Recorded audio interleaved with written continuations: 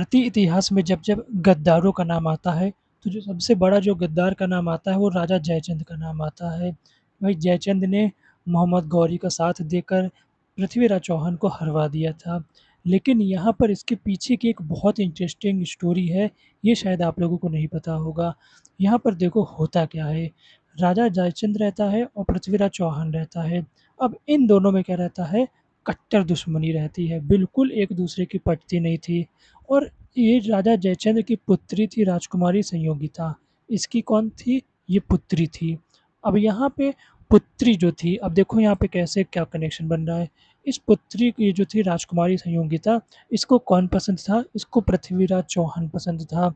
तो भाई ये बात पता चलती है राजा जयचंद को, और राजा जयचंद को भाई गुस्सा लगती है कि भाई ये कैसे हो रहा है? मैं उससे नहीं बोलता हूँ और मेरी लड़की है वो तो भाई उसी को पसंद करती है, उससे शादी करना चाहती है। तो पृथ्वीराज चौहान को नीचा दिखाने के लिए राजा जयचंद क्या करता है, एक स्वयंवर, जैसे पहले होता क्या था, जैसे सीता जी का स्वयंवर हुआ था, तो वैसे एक स्वयंवर करवाता है। और वहाँ पे जितने भी आस-पास के राजा रहते हैं, उन सबको वहाँ पे क्या करता है, ऐसे बुलवाता है, बैठाता है और रानी से बोलता है कि भाई जाओ, जिसको माला टाँगोगे उससे शादी करवा देंगे। और लेकिन यहाँ पे जयचंद क्या करता है, पृथ्वीराज चौहान को इनवाइट नहीं करता है और उसको नीचा दिलाने के लिए क्या करता है, यहाँ दरवाजे के पास एक मूर्ति बनवाता है, जो कि जैसे दरवाजे में लोग खड़े नहीं रहते हैं सिक्योरिटी गार्ड टाइप के, तो वहाँ चौकीदार टाइप की पृथ्वीराज चौहान की मूर्ति बनवा के एक यहाँ पे ऐसे खड़ी करवा देता है गेट के बाहर, नीचा दिखाने के लिए। अब राजकुमारी संयोगिता को जयचंद बोलता है कि भाई जाओ, अब माला पहनाओ और अपना स्वयंवर रचाओ। लेकिन संयोगिता को पता था कि भाई उसको कौन पसंद है, ना इससे शादी करना चाहती थी, ना इधर कोई से शादी करना चाहती थी। तो संयोगिता क्या करती है, बड़े अच्छे से चल के जाती है और ये जो मूर्ति रहती है, उसी पे जाके माला टाँग देती है।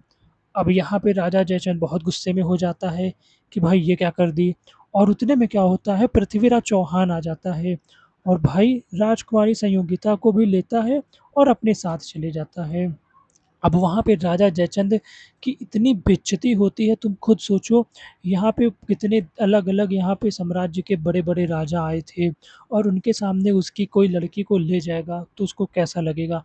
अब राजा जयचंद बहुत यहाँ पे भरा हुआ बैठा था कि भाई कुछ भी करेंगे लेकिन पृथ्वीराज चौहान से बदला लेकर रहेंगे।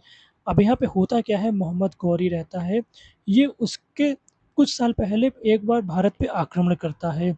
वो टाइम रहता है 1191। अब ये आता है पृथ्वीराज चौहान पे हमला करता है, लेकिन पृथ्वीराज चौहान बहुत ताकतवर राजा था, मोहम्मद गौरी को हटा देता है और वो हार के भाग जाता है। लेकिन उसके बाद फिर क्या होता है, 1192 में 1 साल बाद फिर से आता है। लेकिन पृथ्वीराज चौहान से अब की लड़ने के लिए मोहम्मद गौरी के साथ कौन देता है, यहाँ पे जयचंद क्या करता है, मोहम्मद गौरी का साथ देता है। तो हमें तो इतना पता है कि जयचंद ने मोहम्मद गौरी का साथ दिया और फिर पृथ्वीराज चौहान अकेला पड़ गया, तो पृथ्वीराज चौहान की हार हो जाती है। फिर वहीं से दिल्ली सल्तनत, गुलाम वंश, खिलजी वंश, तुगलक वंश, यहाँ पे अलग-अलग वंश, फिर उसके बाद अंग्रेज आते हैं और भारत की यहाँ पे इतिहास आप लोगों को पता होगा कैसे क्या हो जाता है।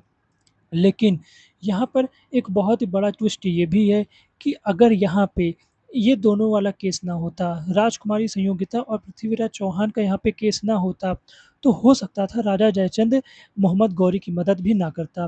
भाई उसकी लड़की को किसी ने भगा के ले गया है और मोहम्मद गौरी यहाँ पे हमला करने आ रहा है उसी के खिलाफ, तो राजा जयचंद क्या करता है, मोहम्मद गौरी का साथ देता है।